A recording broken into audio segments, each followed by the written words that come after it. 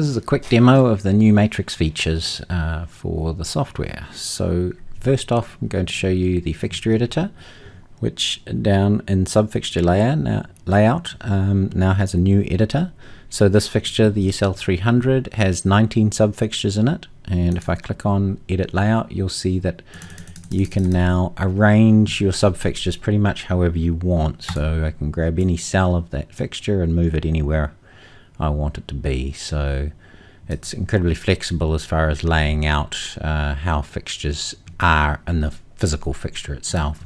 So if I go to another example of this,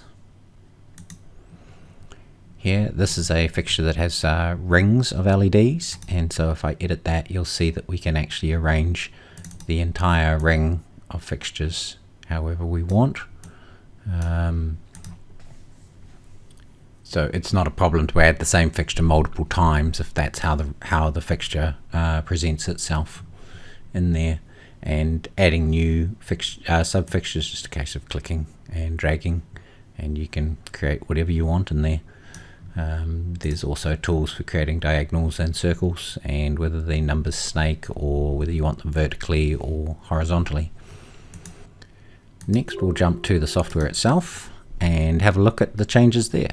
So the fixture, the matrix editor, if I add a new matrix to demonstrate what we can do here, rather than being a fixed grid where you have to define, you're limited within a certain number of rows and columns, you can now go into here and simply click and drag to create an array of fixtures. So I'll go 10 by 10, and now I have 100 fixtures, which I can move around. There's no sort of boundaries on this here. As well as that, being able to create simple arrays, I can also go in and say, for example, let's create a tight diagonal. Click and drag, and you can see now I can very easily lay fixtures out in diagonals if that's what I'm using. And likewise with circles. So again, I'll go back to channel 1, and I can lay some fixtures out into a circle or however is convenient. So now I'm just going to delete these to demonstrate the next, just to give myself some space to demonstrate the next part. If the fixture that I am patching has subfixtures like what I set up previously in the fixture editor, so I have some fixtures starting at 116, those are my SL300s, so I'm going to start at 116, and now when I click in here, what I get is the entire subfixture layout of those fixtures. So I can add a few of those in here.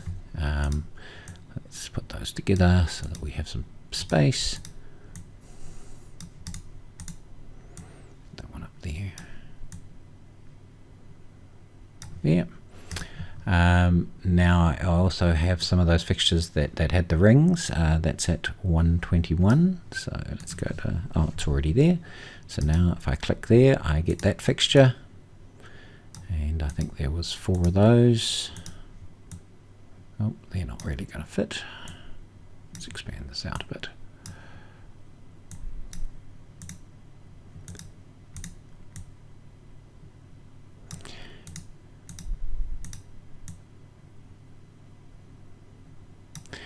So very easy to put fixtures on a matrix when subfixtures are involved. And then I think I also have some bar fixtures in there, 126, yep. So again, if I click, I get my bar fixtures. So these are a 9 cells, but 2 rows of them.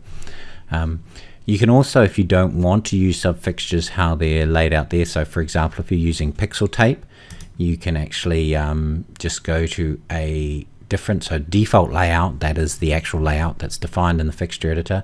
But for example, if I start this at linear, and let me go back to say channel 116 there, and now I can actually just, oh, I'm on circle, hang on, delete that, go back to linear,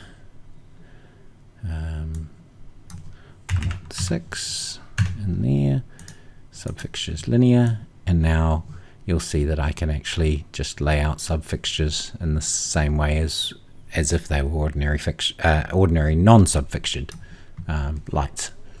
Once our matrix is defined and we've set this up, we can then go and use the matrix in our effects editor just as we could before, so none of that has changed. The other area that has changed, however, is the magic sheet. So if I just create a new sheet in there to demonstrate this, and I edit this, firstly, if we add our matrix that we just defined into the system, you'll see that it actually represents exactly how the fixtures are laid out. So I can go in here and I can grab all of these fixtures and let's turn them on so they're white, and let's fan their color, and so we get the accurate representation of the fixtures themselves. And as you can see, we can actually select in here all the different cells. Turn them on, set a color, so if I want that to be red, the outer ring, and maybe the inner ring to be yellow, we can work that way. But here's the other really good thing when you have actually defined the layout of the subfixtures for those sorts of fixtures, is that if I actually go in here and let's go to our fixture blocks, and I add say my SL beams in there, 116 was the first one, you'll actually see that we actually get the subfixture layout actually shown in the block. And again, we can actually sorry, if I go out of edit mode, we can go in and we can select individual cells inside there to work with them and adjust their color. So it's a very powerful tool for actually visualizing and seeing fixtures as they really are. So likewise, go to fixture blocks here, and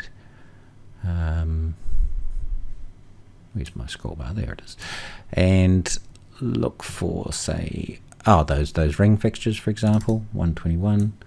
Now you can see they work exactly the same way. And if I put one of those bar fixtures on there, let's move that over there. Let's move this over.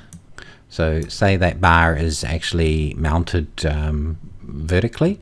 So I can actually also grab that and let's rotate it 90 degrees. And so now I can visualize that as it actually appears on my stage. And again, you know, you can select fixtures, subfixtures from within these. Anything that's paired obviously selects together. So that's a quick overview of the changes for a matrix. Thank you.